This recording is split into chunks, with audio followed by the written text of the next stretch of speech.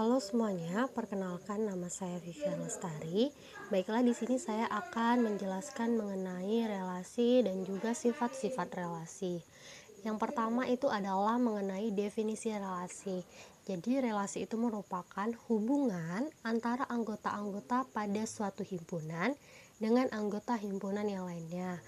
Relasi dari himpunan A ke himpunan B ialah menghubungkan anggota-anggota himpunan A ke anggota himpunan B. Dalam menyatakan relasi ada 3 cara. Yang pertama menggunakan diagram panah, yang kedua menggunakan diagram kartesius, serta yang ketiga menggunakan himpunan pasangan berurut. Nah, kita lihat pada diagram panah. Diagram panah di samping itu merupakan relasi 2 lebihnya dari atau N tambah 2. Seperti relasi A ke B, yang A anggotanya ada 3, 4, 5, 6 dan anggota B ada 1, 2, 3, 4. 3 relasinya ke 1, artinya 3 2 lebihnya dari 1 atau N tambah 2. Begitu juga dengan 4 dan seterusnya. Lalu ada diagram kartesius. Diagram kartesius ini adalah bentuk diagram lanjutan dari diagram panah yang relasinya adalah 2 lebihnya dari atau N tambah 2. Lalu selanjutnya ada himpunan pasangan berurut. Himpunan pasangan berurut adalah relasi dari K ke L yang kita tuliskan secara berurutan, mulai dari 3,1, lalu 4,2, lalu 5,3. Nah, berdasarkan himpunan pasangan berurut ini dapat kita lihat bahwa himpunan ini merupakan 2 lebihnya dari, artinya 3 2 lebihnya dari 1. Lalu selanjutnya ada sifat-sifat relasi. Nah, sifat-sifat relasi ini ada 3. Yang pertama ada refleksi, yang kedua ada simetrik, dan yang ketiga ada transitif. Refleksi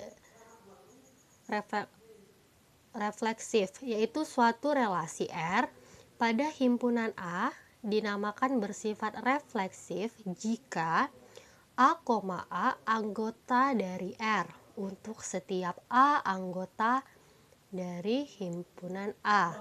Dengan kata lain, suatu relasi R pada himpunan A dikatakan tidak refleksif jika ada A merupakan anggota dari A besar. Sedemikian sehingga A, A tidak merupakan anggota dari R. Contoh, misalkan himpunan A yaitu 1, 2, 3, 4 dan relasi R adalah relasi kurang dari atau sama dengan yang didefinisikan pada himpunan A.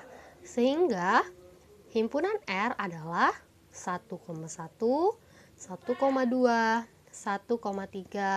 1,4, 2,2, 2,3, 2,4, 3,3, 3,4 dan juga 4,4. Terlihat di sini bahwa 1,1, 2,2, 3,3 dan 4,4 merupakan unsur dari R. Dengan demikian R dinamakan bersifat refleksif. Selanjutnya ada transitif. Apakah itu transitif? Transitif merupakan suatu relasi R pada himpunan A dinamakan bersifat transitif jika A, B merupakan anggota dari R dan B, C merupakan anggota dari R. Maka A, C anggota R untuk A, B, C anggota dari A besar. Contoh, misalkan himpunan A 2, 3, 4, 5, 6, 7, 8, 9 dan relasi R didefinisikan oleh A, R, B jika dan hanya jika A membagi B, di mana A, B anggota dari A besar. Dengan memperhatikan definisi relasi R pada himpunan A, maka R sama dengan 2,2, 2,4, 2,6, 2,8, 3,3, 3,6, 3,9, 4,4, 4,8, 5,5, 6,6, 7,7, 8,8, 9,9. Tadi kan dibilang bahwa jika A membagi B, artinya 2 dibagi dengan 2, 2,4. Nah, ketika 2,4 merupakan anggota R dan 4,8 juga merupakan anggota R, terlihat bahwa 2,8 juga merupakan anggota dari R. Dengan demikian, R bersifat transitif. Lalu ada simetri. Suatu relasi R pada himpunan A dinamakan bersifat simetri jika A, B merupakan anggota R.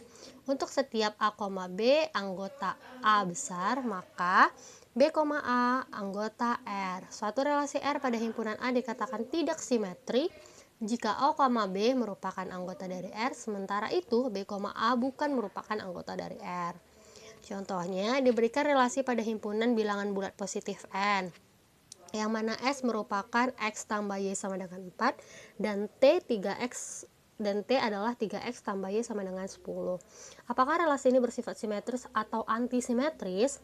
Nah, S tadi kan bersifat simetris karena kita misalkan X-nya 3 dan Y-nya 1. 3 tambah 1 sama dengan 4. Lalu kita misalkan lagi X-nya yang 1, Y-nya 3. 1 tambah 3 sama dengan 4 adalah anggota dari si S. S bersifat tidak antisimetris karena walaupun terdapat 2,2 merupakan anggota dari R, terdapat pula 3,1 dan 1,3 yang merupakan anggota dari si R. Padahal 3 tidak sama dengan 1. Jadi yang simetris adalah, yang tidak simetris itu anggota T adalah 1,7, 2,4, 3,1 dan antisimetrisnya 1,7, 2,4, 3,1.